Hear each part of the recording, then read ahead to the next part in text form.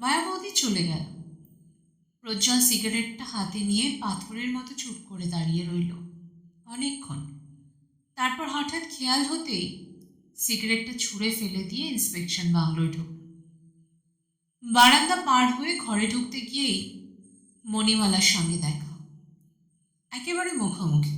প্রজ্জ্বল থমকে দাঁড়ালো, কিন্তু মুখে কিছু বলতে পারল না।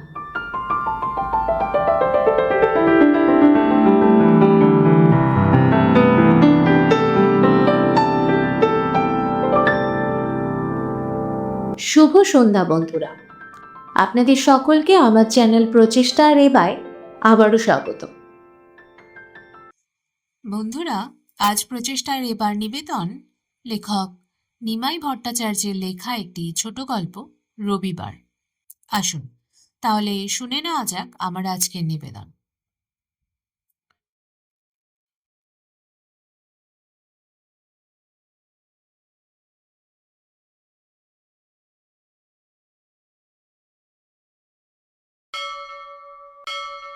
কি ব্যাপার, মিটমিট করে হাসতে হাসতে কি দেখছো?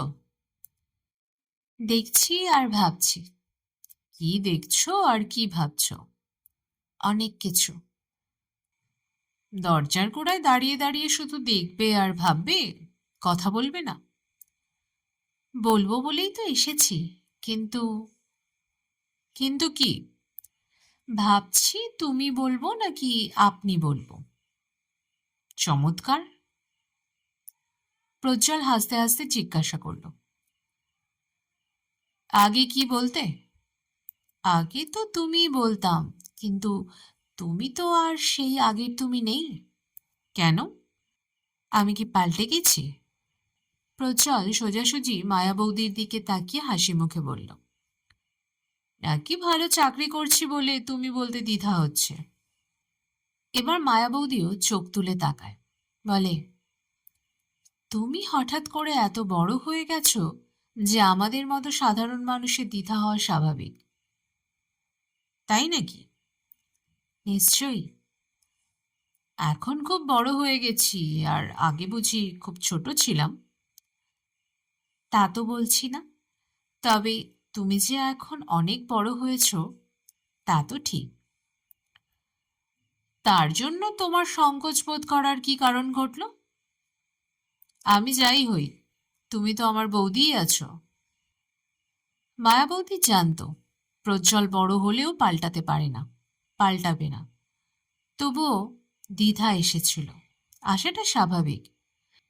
ডিজিপি অ্যান্ড টি অফিসের আপার ডিভিশন কেরানির স্ত্রীর পক্ষে একজন আইএএস অফিসারের কাছে সহজ হওয়া কিছুতেই সম্ভব নয়। সে প্রজ্জ্বল হলেও নয়।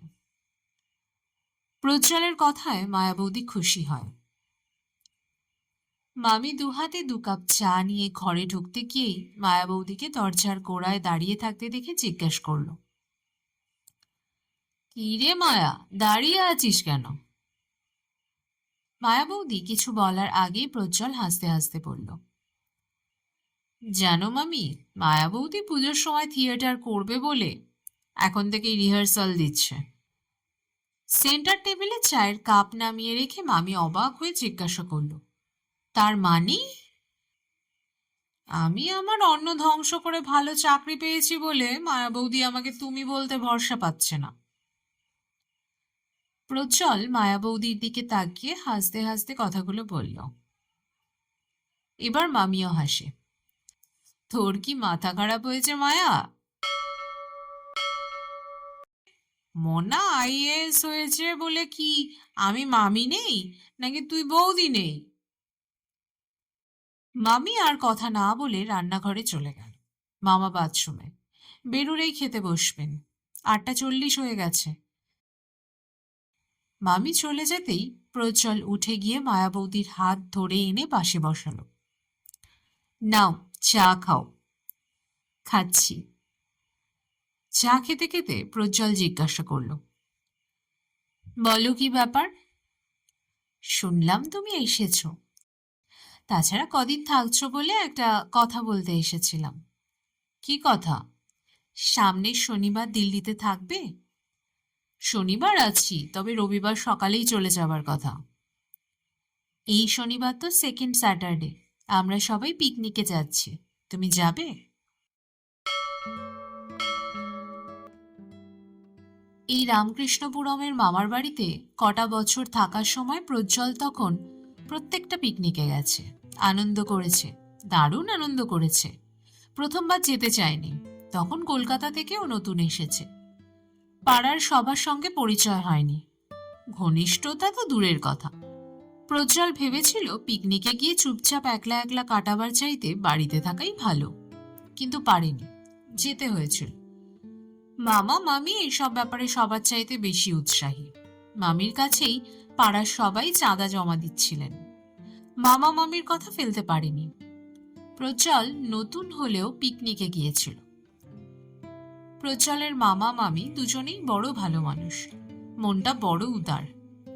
পোস্ট অফিসে সামান্য চাকরি করেন মামা, কিন্তু তবুও প্রজ্জ্বল যখন ইসলামিক হিস্ট্রি নিয়ে এমএ পড়বার জন্য দিল্লি জামিয়া মিলিয়া বিশ্ববিদ্যালয়ে অ্যাডমিশন নিল, তখন কিছুতেই ওকে হোস্টেলে থাকতে দিলেন না। তা হয় না রে মানা, আমি দিল্লিতে থাকতে তুই হোস্টেলে থাকবি, তা কখনোই হতে পারে না। মামি বললেন, আচ্ছা কয়েক মাস তো থাক, তারপর যদি তোমার অসুবিধা হয় তাহলে তখন হোটেলে চলে যেও। এরপর আর কি বলবে, হোস্টেলের জন্য ফর্ম ভর্তি করেও জমা দিল না।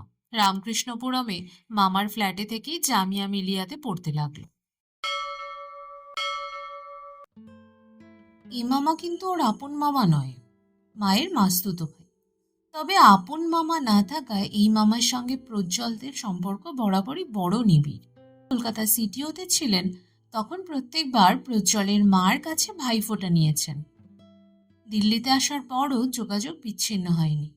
মামা মামি ছুটিতে কলকাতায় গেলেই দু একদিন ওদের মানিকতলার বাড়িতে থাকেন। দল বেঁধে সবাইকে নিয়ে স্টারে থিয়েটার দেখান, আর সবাই ঘুমিয়ে পড়ার পরও প্রজ্জ্বলের বাবা মার সঙ্গে গল্প করেন। এখানে এসে নতুন করে মামা মামিকে ভালোবাসলো প্রজ্জ্বল।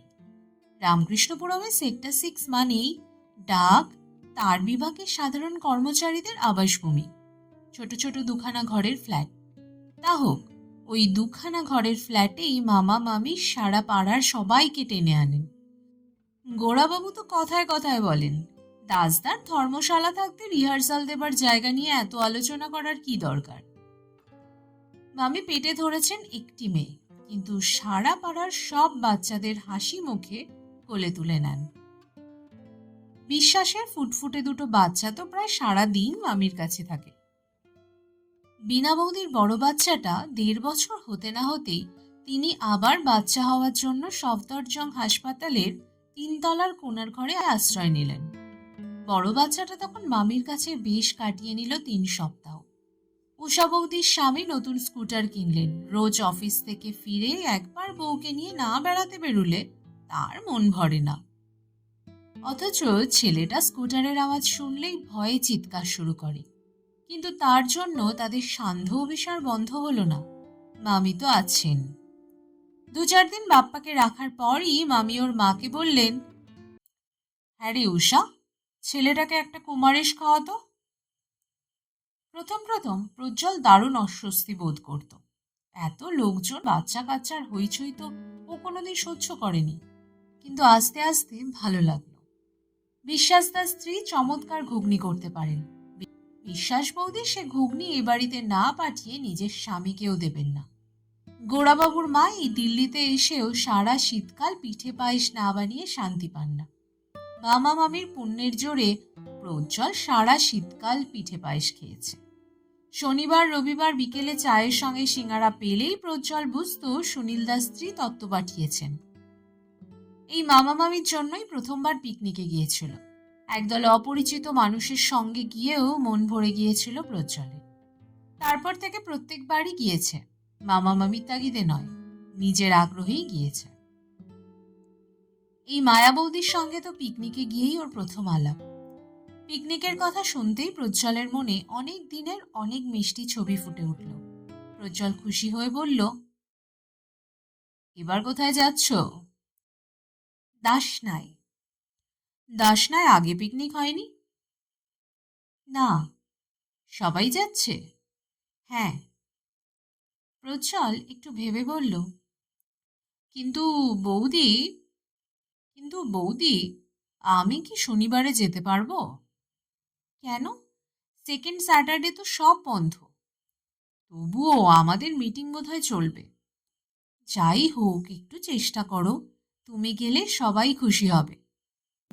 শুধু তোমরা কেন, আমিও খুব খুশি হব। তাছাড়া এখন তো এইসব সুযোগ পাই না। মায়া বৌদি চলে যাবার পর মামাও অফিস রওনা হলেন। মামি তখনও রান্নাঘরে ব্যস্ত। মামি এই একবেলাতেই দুবেলার রান্না করেন।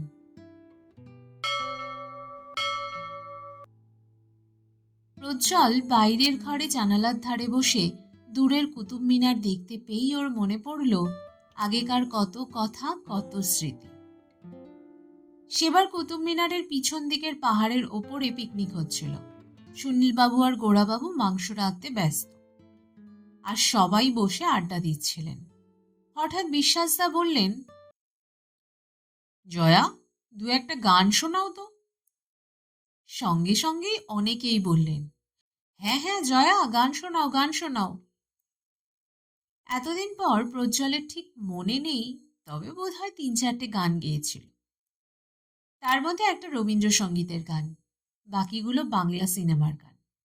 সবাই বাহবা দিলেও প্রজ্জ্বলের ভালো লাগেনি। রবীন্দ্রসঙ্গীতের একটা পুরো প্যারাগ্রাফ বাদ দিয়েছিল বলে মনে মনে বড় বিরক্ত হয়েছিল, অবাকও হয়েছিল। জয়ার পর একটি ছেলে গান শোনালো, ভাটিয়ালি বোধহয়। তবে স্পষ্ট মনে আছে মণিমালার কথা। মাংস রাতে রাতে হঠাৎ গোড়াবাবু এসে বললেন, এই মণিমালা, এবার তুই গান শোনা। প্রজ্জ্বল এক কোনায় বসেছিল, এতক্ষণ মণিমালাকে দেখতে পায়নি। এবার দেখলো ওই কোনায় একটা মিষ্টি মেয়ে মুখ কাচুমাচু করে বলল, কাকু, আমাকে গান গাইতে বলবেন না। গোড়াবাবু তবুও বললেন, কেন রে, অন্তত একটা গান তো শোনাবি। মামিও বললেন, হ্যাঁ হ্যাঁ, একটা গান শোনা, কতদিন তোর গান শুনি না। মণিমালা গাইল। প্রজ্জ্বলের স্পষ্ট মনে আছে সেই গানটির কথা, আকাশ আমার ভরলো আলোয়, আকাশ আমি ভরবো গানে। ওই একটাই গান গেয়েছিল, কিন্তু তাতেই প্রজ্জ্বলের মন ভরেছিল। একটু পরে একটু ফাঁকায় মামিকে বলেছিল, মামি, তোমাদের ওই জয়াকে অন্তত রবীন্দ্রসঙ্গীত গাইতে বারণ করে দিও। কেন রে? পুরো একটা প্যারাগ্রাফ বাদ দিয়ে দিল। তাই নাকি? তবে কি? মণিমালা ঠিক গেয়েছে? হ্যাঁ মামি, মেয়েটি ভারী সুন্দর গেয়েছে। খাওয়া দাওয়ার পর মামি আলাপ করিয়ে দিয়েছিল ওদের। এদিকে শোন মালা। মালা কাছে এলে বললেন, আমাদের ভাগ্নের সঙ্গে আলাপ নেই তো তোর? মণিমালা শুধু মাথা নেড়ে না জানালো। আমাদের ভাগ্নে প্রজ্জ্বল জামিয়া মিলিয়াতে ইসলামিক হিস্ট্রি নিয়ে এমএ পড়ছে, তারপর রিসার্চ করবে। তোর গান ওর খুব ভালো লেগেছে। মণিমালা লম্বা বিনুনির শেষে রবার ব্যান্ডটার মধ্যে একটা আঙ্গুল দিয়ে নাড়তে নাড়তে মাথা নিচু করে বলল, বোধহয় সুচিত্রা কণিকার চাইতেও ভালো গেয়েছি, তাই না বড় মাসি? প্রজ্জ্বল বলেছিল, তা তো কেউ বলেনি, তবে সত্যি আপনি গানটা ভালো গেয়েছেন। মণিমালা এক মুহূর্তের জন্য ওর দিকে তাকিয়ে বলেছিল, ধন্যবাদ। বেশ লেগেছিল প্রজ্জ্বলের সহজ সরল ব্যবহার, অথচ তার চারপাশে একটা সলজ্জ আবরণ। মনে হলো দু চোখ দিয়ে যা দেখলো তার চাইতে বোধহয় ওকে বেশি অনুভব করতে হয়। এ যেন ভোরের সূর্যের আলোয় কাঞ্চনজঙ্ঘা দেখা। আনন্দ হলেও মন ভরে না, শতবার শতরূপে দেখেও আশা মেটে না, মিটতে পারে না। একেই বলে মাধুর্য, নারীর মাধুর্য। প্রজ্জ্বল মনে মনে কথা বলে।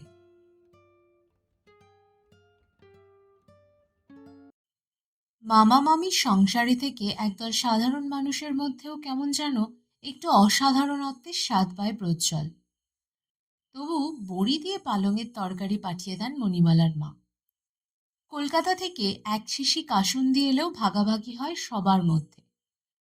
মাস ছয়েক পরে ছুটিতে কলকাতা যাবার আগে মামি প্রজ্জ্বলকে জিজ্ঞাসা করলেন, হ্যাঁ রে মানা, কলকাতা থেকে ফিরে এসে এখানে আসছিস তো? প্রজ্জ্বল পাল্টা প্রশ্ন করেছিল, কেন, তুমি কি আমাকে তাড়িয়ে না দিয়ে শান্তি পাচ্ছ না? মামি হাসতে হাসতে বলেছিল, ঠিক বলেছিস, তোকে আর সহ্য করতে পারছি না। পরের বার তুঘলকাবাদে পিকনিক করতে গিয়ে প্রজ্জ্বল আর চুপ করে কোনায় বসে থাকেনি। সুনীলবাবুর হুকুম মতো মাংসে নুন দিয়েছে, গোড়াবাবুর ফরমাইশ মতো জল টেনে এনেছে। তারপর গানের আসরে সবার সামনে জয়াকে বলেছে, গতবারের মতো পুরো প্যারাগ্রাফ বাদ দিয়ে গাইলে এবার আর সহ্য করছি না। জয়া চুপ করে থাকেনি। তুমি কি রবি ঠাকুরের নাচ জামাই যে তোমার কথা মতো আমাকে রবীন্দ্রসঙ্গীত গাইতে হবে? মণিমালা বলেছিল, মানা তাকে অমন করে চিমটি কাটিস না। জামিয়া মিলিয়াতে ইসলামিক হিস্ট্রি নিয়ে পড়তে হলে রবীন্দ্রসঙ্গীতে অনার্স থাকতে হয়, তা বুঝি জানিস না? প্রজ্জ্বল বলেছিল, জয়া যে রবীন্দ্রনাথের গান গায়, সে রবীন্দ্রনাথ কি গভর্নমেন্ট অফ ইন্ডিয়ার আন্ডার সেক্রেটারি? জানালার ধারে বসে বসে ওই দূরের কুতুব মিনার দেখতে দেখতে সেসব দিনের কথা মনে পড়ে যায় প্রজ্জ্বলের। শুধু আজ নয়, কর্মব্যস্ত জীবনের মাঝে মাঝেও মনে পড়ে সেসব দিনের কথা। মাঝে মাঝে মনে হয় হঠাৎ বন্ধুদের পাল্লায় পড়ে আইএএস পরীক্ষা না দিলেই ভালো করত। দারোগার স্যালিউট না পেলেও বিশ্বাস বৌদির ঘুগনি, সুনীল বৌদির সিঙাড়া, গোড়াদার মার পিঠে পায়েস, মণিমালার মার বাড়ির তরকারি তো পেত। তাছাড়া দুপুর 12টার শোতে কমলে সিনেমা দেখে বেরোবার মুখে মণিমালার সঙ্গে তো দেখা হতে পারত। সত্যি ভারী মজা হয়েছিল। ডক্টর মাসুদের ক্লাস না হওয়ায় প্রজ্জ্বল বাড়ি ফিরছিল। হঠাৎ কি মনে হলো, ঢুকে পড়ল কমলে। শো শেষ হলে বাইরে বেরোতেই মণিমালার সঙ্গে দেখা। দুজনেই চমকে উঠেছিল। তবুও প্রজ্জ্বল নিজেকে সামলে নিয়ে বলেছিল, আজ বুঝি অনার্স ক্লাস কমলেই হলো। আজ হঠাৎ এসে মনে হলো ইসলামিক হিস্ট্রির ক্লাস করব, তাই এসেছিলাম। বয়ফ্রেন্ড কোথায় পালালো? তোমার গার্লফ্রেন্ডের সঙ্গে গেল। প্রজ্জ্বল হঠাৎ বলে ফেলল, আমার গার্লফ্রেন্ড তো আমার সামনে দাঁড়িয়ে আছে। আহ, কেউ শুনে ফেলবে। অনেকদিন এসব কথা মনে পড়েনি, মনে পড়ার সুযোগ ছিল না। নতুন জীবনের সম্মান প্রতিপত্তির জোয়ারে পুরনো দিনের সব স্মৃতি ভেসে গিয়েছিল। অনেকদিন পর দিল্লি এসে আবার যেন টুকরো টুকরো স্মৃতির দ্বীপপুঞ্জগুলো চোখে পড়ছে। ভালো লাগছে। কি রে মানা, তুই কি মায়াকে কথা দিলি? হঠাৎ মামির কথা শুনে প্রজ্জ্বল ঘুরে বসল। পিকনিকে গেলে খুব মজা হবে, তাই না মামি? তা তো হবেই, কিন্তু তুই কি শনিবারে যেতে পারবি? সেটাই তো সন্দেহ, আজ খোঁজ করব। তবে রবিবার হলে নিশ্চয়ই যেতাম। রবিবার হলে যেতে পারবি? প্রোগ্রামটা একটু ওলটপালট হয়ে গেলেও তা পারবো। তাহলে শনিবারের বদলে রবিবার করতে বলবো? কিন্তু তাতে তো সবারই মুশকিল হবে। আচ্ছা, আমি ওদের বলেই দেখি না কি হয়। মিটিং শেষ হবার পর 2-3 জন বন্ধুর সঙ্গে দেখা করে ফিরতে ফিরতে প্রজ্জ্বলের বেশ রাত হয়ে গেল। সামনের ঘরে ঢুকতেই দেখল পাড়ার অনেকেই বসে।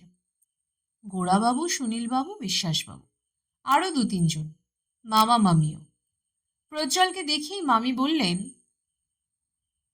জানিস মানা, রবিবারেই পিকনিক হবে। আমার জন্য অনেক ঝামেলা হলো তো এদের সবার। গোড়াবাবু বললেন, কি যে বলো ভাগ্নে, তুমি গেলে সবাই কত খুশি হবে তা জানো? প্রজ্জ্বল হাসতে হাসতে মামির পাশে বসল। মামি, কত চাঁদা দিতে হবে? তোর আবার চাঁদা কিসের? তার মানে? তোর চাঁদা আমি দিয়ে দিয়েছি। তা হবে না মামি, বরং তোমাদের চাঁদাও আমিই দেব। মামা বললেন, তুই কি পাগল হয়েছিস মানা? প্রজ্জ্বল হাসতে হাসতে বলল, তুমি সাদাসিধে মানুষ বলে মামি চালাকি ধরতে পারছো না।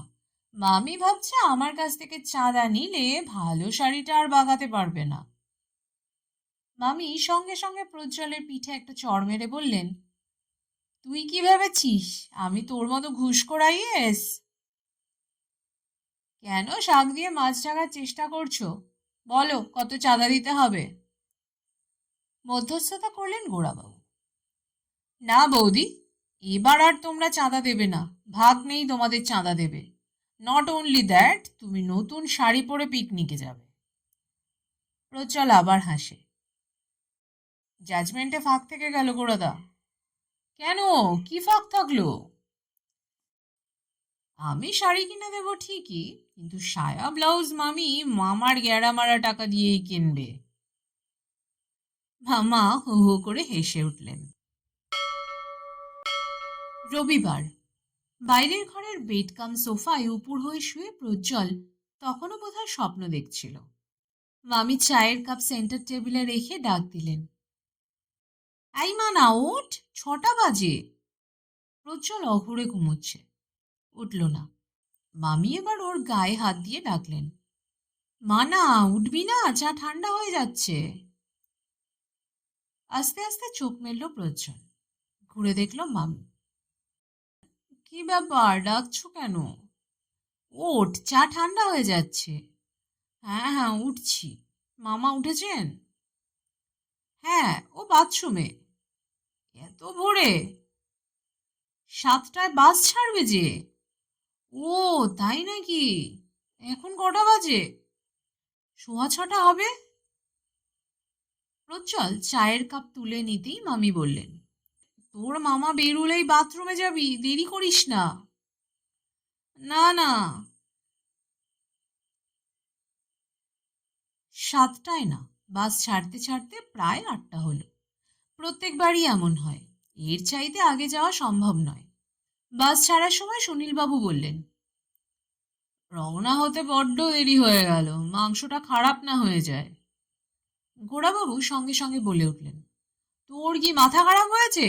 অত রাত্রে কাটা মাংস সারা রাত বরফ দিয়ে রাখার পর কখনো খারাপ হতে পারে? প্রায় 2 বছর পর এতগুলো পরিচিত মানুষের মধ্যে নিজেকে পেয়ে প্রজ্জ্বল খুব খুশি। মাসিমা চিনতে পারছেন? হ্যাঁ হ্যাঁ, চিনবো না কেন?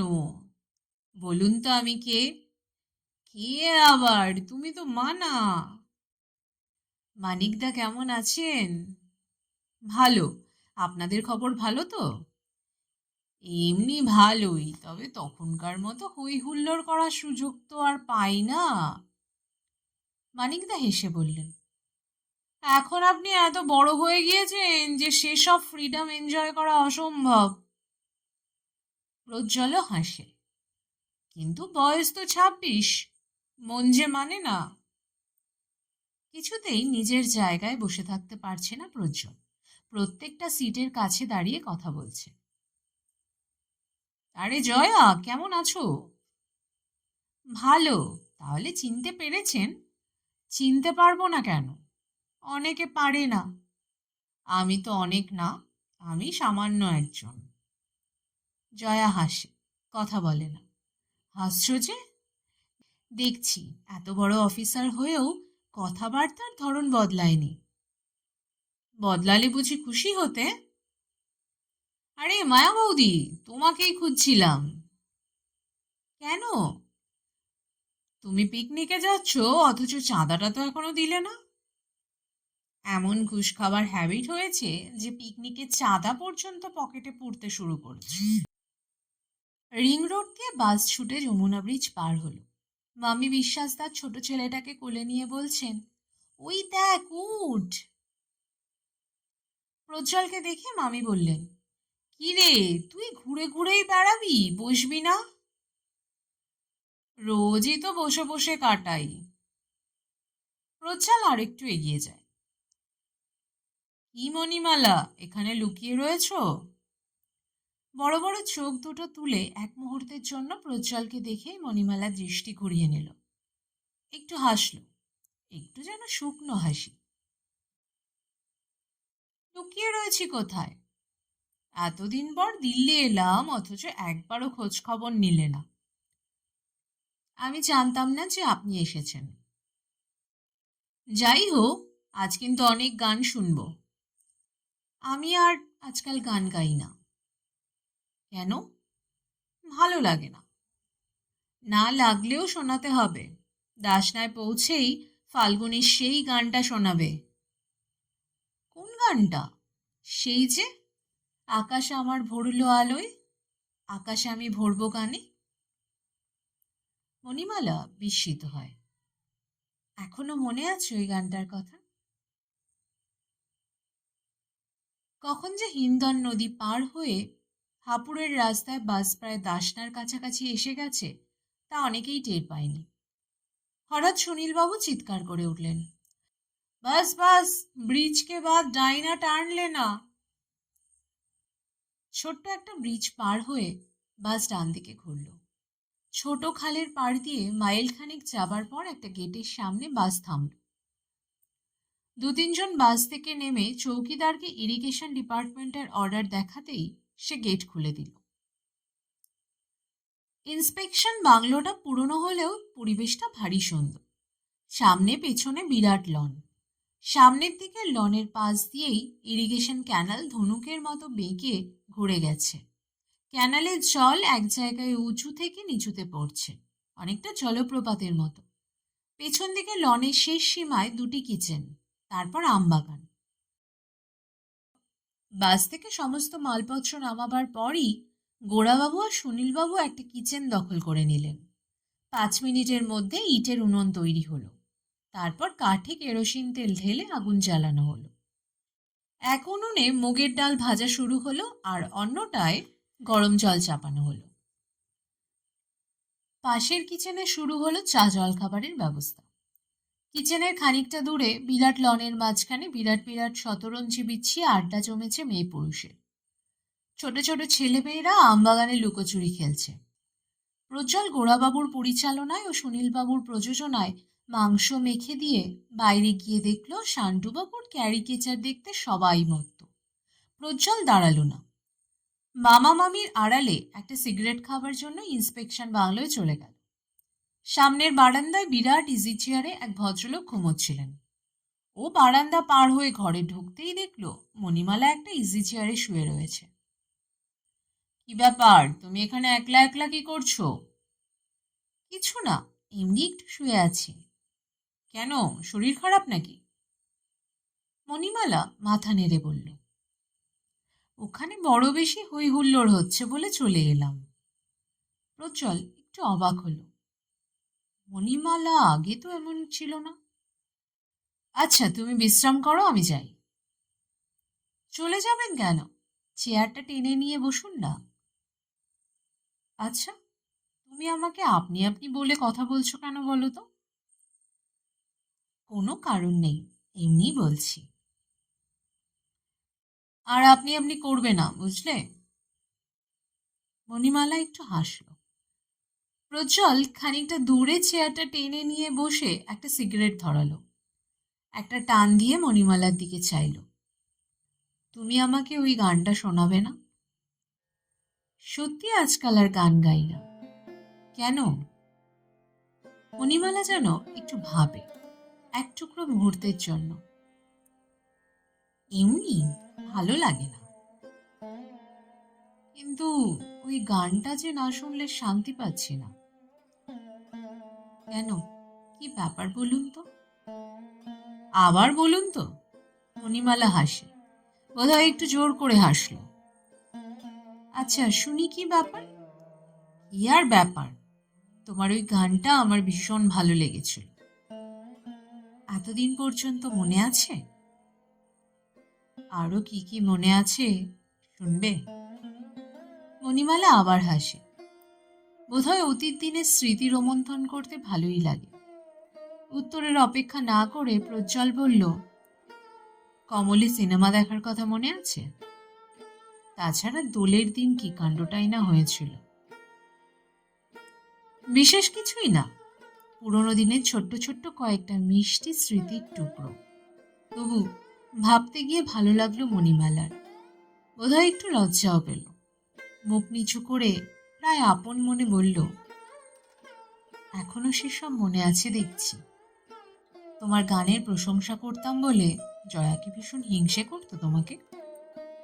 তাও মনে আছে? সিগারেট শেষ হতেই প্রজ্জ্বল বলল, গান শোনাবে কখন? আজ না, তবে কবে? পরে। পরে আবার কবে শোনাবে? ঠিক শোনাবো, কথা দিচ্ছ? সত্যি শোনাবো। প্রজ্জ্বল এগিয়ে গিয়েও একটু পিছিয়ে এলো। তোমার এমএসসির রেজাল্ট তো বললে না? মণিমালা চট করে উত্তর দিতে পারল না। একটু পরে বলল, মাঝে পড়াশোনা বন্ধ ছিল, এই বছর আবার ভর্তি হয়েছি। বন্ধ ছিল কেন? মণিমালা হাসল, ও নানা ঝামেলায়। এই বয়সে আবার ঝামেলা কিসের? সবার জীবন কি প্রজ্জ্বলের মতো উজ্জ্বল হয়, নাকি হতে পারে? তাই নাকি? প্রজ্জ্বল ইন্সপেকশন বাংলো থেকে বেরিয়ে গেল। সে জানল না মণিমালা তার চলে যাবার পথের দিকে চেয়ে রইল। ওদিকে তখন দারুণ উত্তেজনা। ডাল নেমে গেছে, মাংস চড়েছে, অল্প বয়সী ছেলেমেয়েরা শালপাতা গেলাস ধুচ্ছে। পাশের কিচেনে উঁকি দিয়ে দেখলো জনতা স্টোভে মায়াবৌদির ছোট্ট কড়াইয়ে কি যেন একটা রাঁধছেন। প্রজ্জ্বল প্রশংসা করল, আপনি আবার কি করছেন? নিরামিষ রান্না করছি ভাই। ও, কেন, কিছু বলবে? ভাবছিলাম এক কাপ চা পেলে খুব ভালো হতো। তরকারিটা নামিয়ে করছি। মাঠের মাঝখানে মুক্তাঙ্গনে তখনও চাঞ্চল্য। জয়ার গান হয়ে গেছে। শান্টুবাবু এবার মূকাভিনয় দেখাচ্ছেন।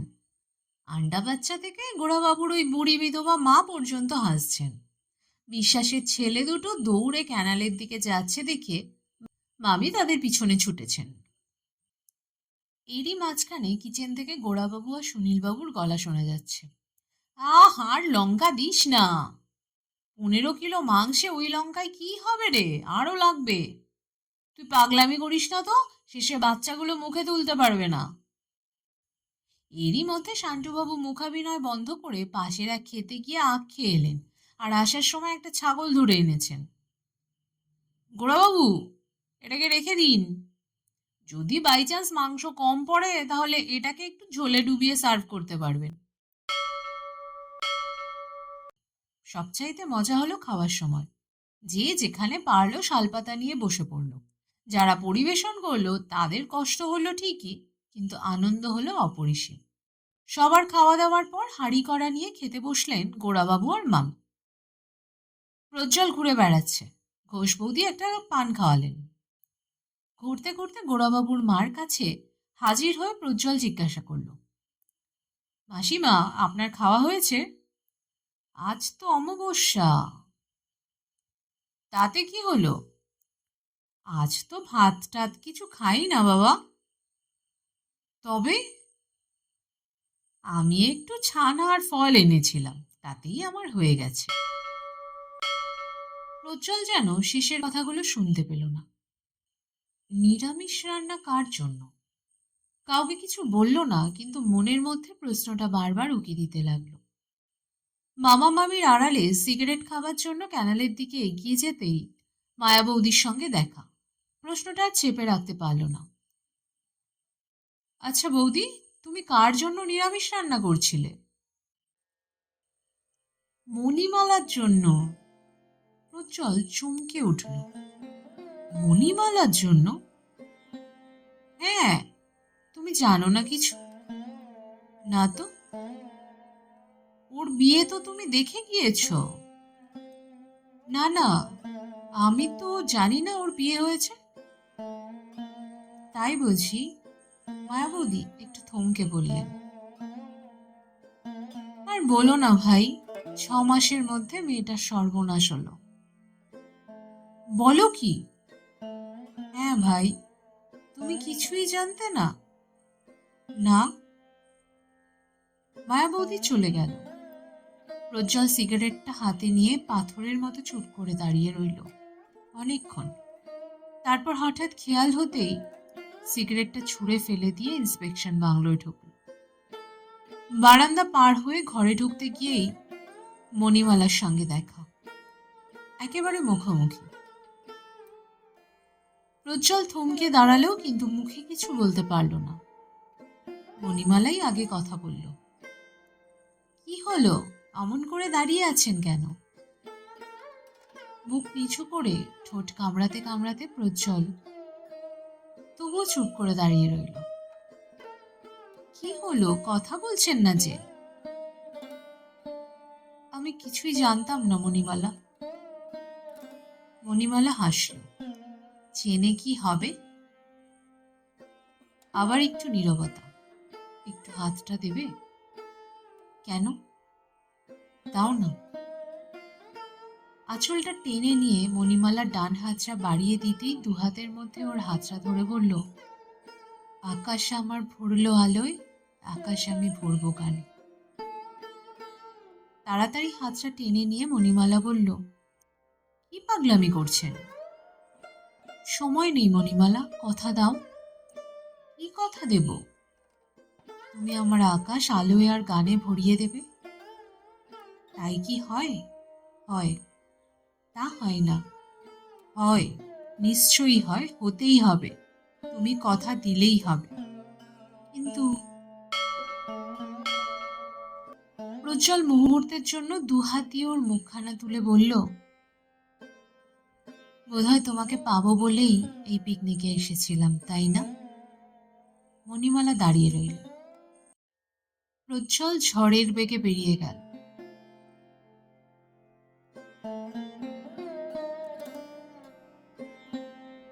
মামি, জয়পুর ফিরে এসেও বারবার মণিমালার কথা মনে পড়ছে।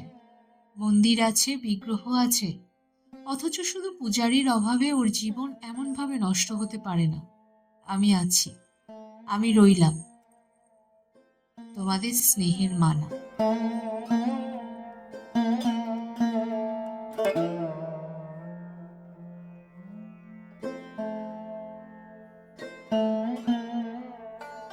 ব্যাস বন্ধুরা, শেষ হলো আমার আজকের নিবেদন। বন্ধুরা, আমার উপস্থাপনা আপনাদের কেমন লাগছে সেটি অবশ্যই আমাকে কমেন্ট বক্সে কমেন্ট করে জানান। আর ভালো লাগলে অবশ্যই একটা লাইক, কমেন্ট, শেয়ার এবং সাবস্ক্রাইব করে দেবেন। আপনাদের একটা ছোট্ট লাইক, শেয়ার এবং সাবস্ক্রিপশন আমার এগিয়ে যাওয়ার মূল পাথেয়। দেখা হবে পরবর্তী দিনে একটি নতুন গল্প নিয়ে। আপনারা সবাই ভালো থাকুন, সুস্থ থাকুন এবং অবশ্যই সাথে রাখুন আমার চ্যানেল প্রচেষ্টায় রেবাকে।